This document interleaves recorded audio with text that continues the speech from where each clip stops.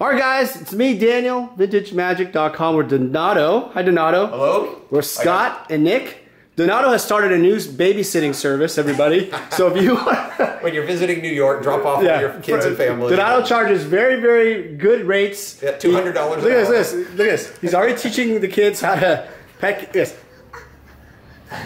What is the cat's name? Mitsu. Mitsu. Look at Mitsu. You know, loves Nick. Well, Donato's been very gracious to allow us to come to his home again. If you guys haven't been to one of his art studio. Yeah, open studios. Yeah, explain what that is. It's where I open up the doors. Open up the doors of the house to the public. People can check out the paintings around on the walls. I pull out drawings from the portfolios.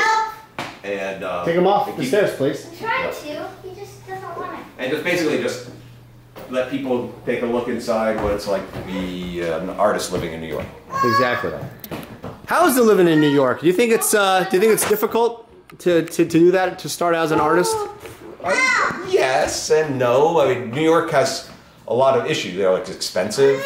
But the other great advantage of New York is that there's just so many people living here. I mean, so many artists, professionals, museums that you can check out while you're here, galleries, and also just it brings together like the New York Comic-Con. You get people like that coming through.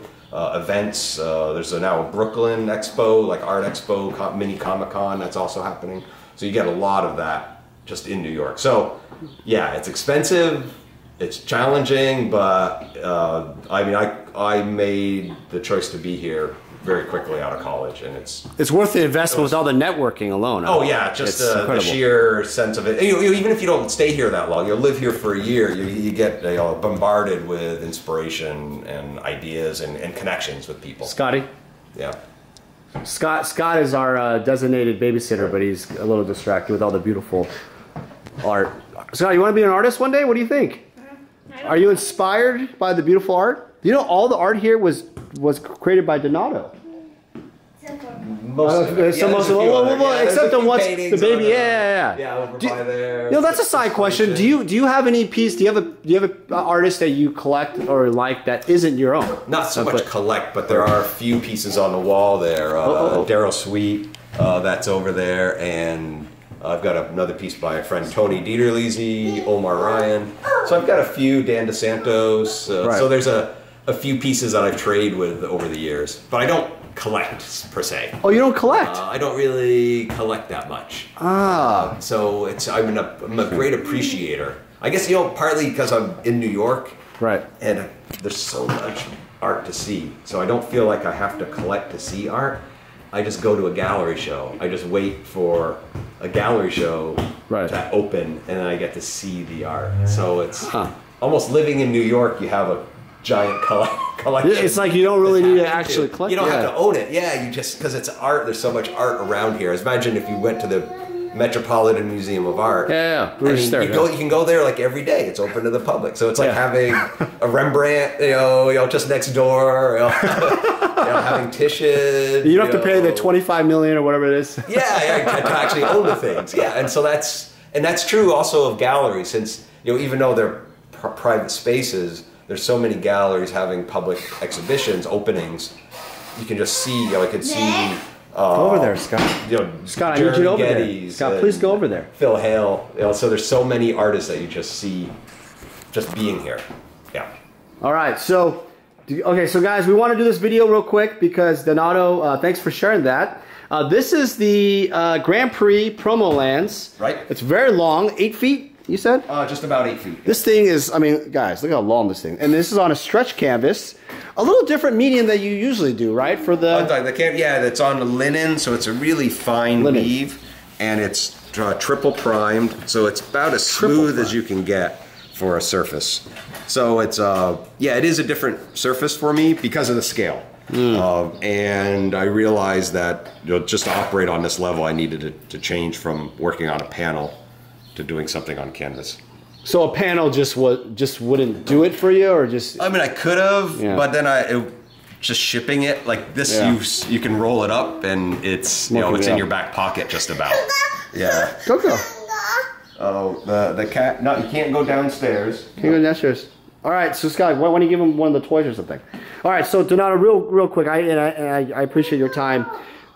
When Wizards gave you the art direction here, what do they, you know, kind of said they wanted here for this piece? Well, it was the idea of a panoramic landscape where all 5 lands are interconnected.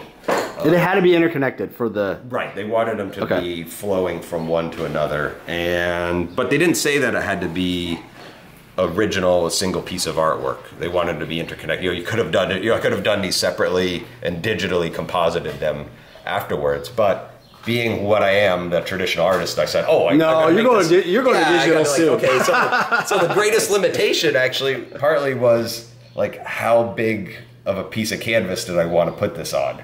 So I realized about 8 feet, you know, near 8 feet is about the limit for people's homes as well, just to put it in some. Yeah. So from 8 feet, then we got down to about 18 or 19 inches tall.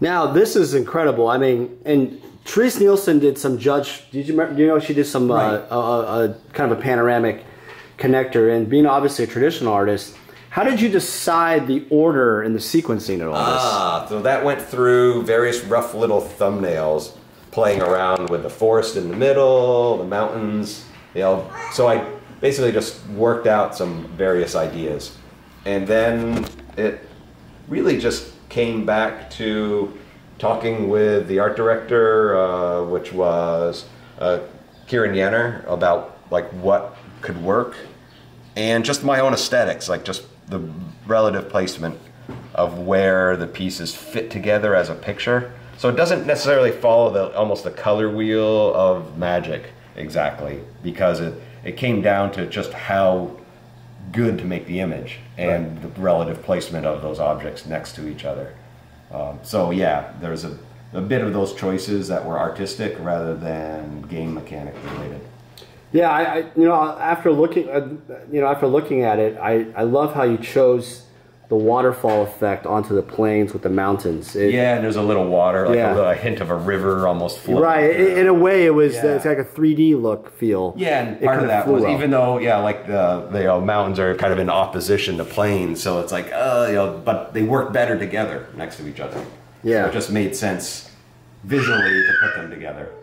This is absolutely a great piece. Donato, are you still doing more Magic stuff? You went to your first Grand Prix, right, recently? Yes. For a long time. About 10 years. How was that, GP Hartford? That's right. Yeah. How was that? It was great. It was so nice to connect back into the fans, being at an event again, seeing the artists that are there. So, I mean, it was just fun. It was just just straight out, just fun. Are you ready to do some more sketch card doodles? You've been talking to Mark Aronowitz. I'm going to give a shout out to Mark. All the fans out there, Mark Aronowitz, you've been watching this. Donato has been convinced that he will never do them ever again.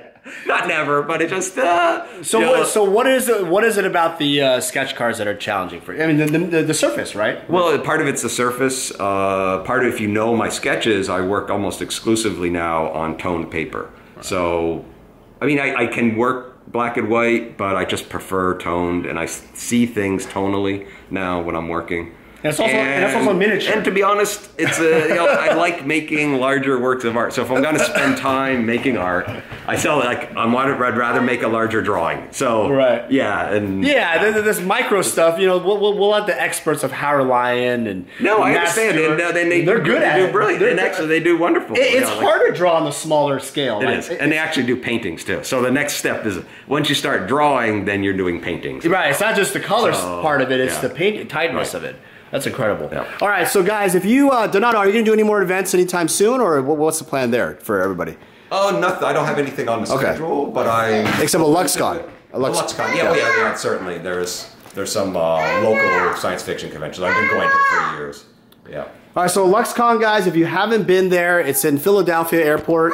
You drive to but it's Reading. It's in Reading. Oh, yeah, but you fly to Philadelphia Airport, drive about an hour and a half or so to Reading. Right. That's right. It's a wonderful town. They have the DoubleTree. It's a beautiful new hotel. Less than 2 years old now. And the Goggle Works is still there, right? Yes, it is. So they're going to be So this convention area is like kind of a warehousey brick, you know, kind of really cool. Warehouse, Industrial. an artist space. There's artist studios there. And really great. And it just packed with a couple hundred artists, right? Science fiction, fantasy artists. So everybody you've kind of seen before, guys. I don't know if Rebecca Gay's going anymore. She doesn't anymore. No. But a lot of other guys. It's the largest gathering of artists for Magic, probably in the world. I think it's in like 20 to 30 artists. There's probably more Magic artists than any other Grand Prix. Yeah, it's like almost anywhere. Yeah, I think Chris Ron goes once in a while. Matt Stewart, all the traditional artists go. Right, Dave Palumbo. Yeah, that's what I'm saying. All the traditional artists. That's right. Painters are there. So yeah, if you guys ever get the opportunity. I've been there a few times now. I can't go anymore because I got this. This guy. This is why. Nick, what are you doing, Nick? This is what I'm talking about, guys. All right. Well, Donato, thanks again for your time. All right, you're welcome. Donato's been a great friend, and I've been honored to have some of these pieces in my house, and you're a great guy, and I appreciate everything you've done. All right. You guys, be sure to check out his website, donatoarts.com. Yep. Okay, guys, I hope you guys enjoy all the videos we're doing here in New York. And we're going to get this framed up, do a before and after. And before the kids destroy his house, we're going to get out of here. All right, we'll see you guys soon. Take care.